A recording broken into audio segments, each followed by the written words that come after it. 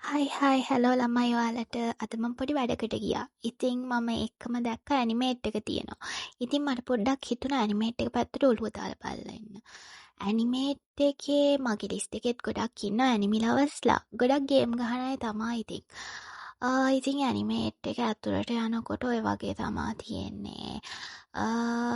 අල්ට්‍රමෑන්ගේ image එකක් තියෙනවා මුලින්ම ඉස්සරහින්ම. ඊට පස්සේ ගොඩක් CDs වගේක් තිබ්බා අලුත් ඒවා වගේක් රිලීස් වෙන්න තියෙනවා කියලා බෝඩ්ස් ගහලා තිබ්බා. මේ කැරක්ටර්ස් පෙන්ඩන්ස් නම් තියෙනවා මං හිතන්නේ මොබයිල් ලෙජන්ඩ්ස් වලත් මං දැකලා තියෙනවා ස්කින්ස්.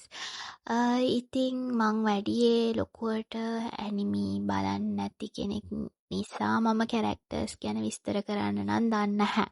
කොහොම හරි මේ වගේ එක ලස්සන කැරක්ටර්ස් ටිකක් තිබ්බා.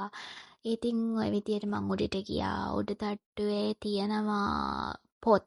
තනිකර මංගා ලවර්ස්ලට එහෙම මරු. මේකේ ඔයාලට කියන්න ෆ්ලෝස් තියෙනවා 9ක්. හරිද?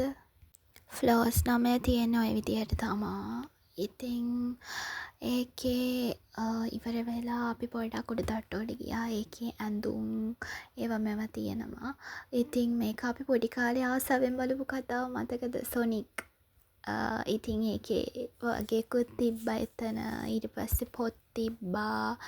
පොත් නෙමෙයි සෝරි මේක CD කවුන්ට් එක. CD ටෝයිස් එතකොට ඒ වගේ ටිකක් ගණන් නම් වැඩි.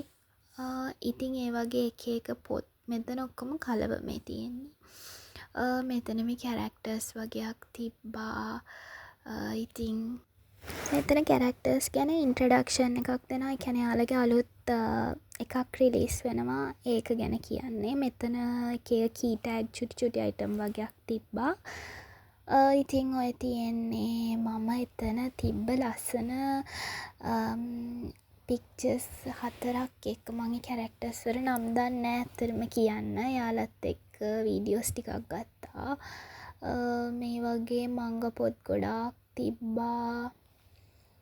ඉතින් පල්ලෙහාට ඇවිල්ලා බලනකොට එතන තිබ්බා ඒ කැරක්ටර්ස් වල එයාලගේ මේ ටින්ස් ඒ කියන්නේ බීම ටින් වගේක් එයාලගේ ෆොටෝස් ගහපු මේක මං කලින් දවසක ගත්තු වීඩියෝ එකක්. එයාලගේ මොකක් හරි ඉවෙන්ට් එකක් තිබ්බා එදා පාරේ. ඉතින් මං ඒ ගත්තු වීඩියෝ එකක් තමයි මේ තියෙන්නේ. කැරක්ටර්ස් වගේ කට්ටිය ඇඳගෙන මං ඒ කැරක්ටර්ස් මොනවද කියලා දන්නේ නැහැ හරියට කියන්න. ඉතින් ඒ වගේ ආයිත් අපි දවසක ගිහිල්ලා බලමු. එහෙනම් බයි බයි.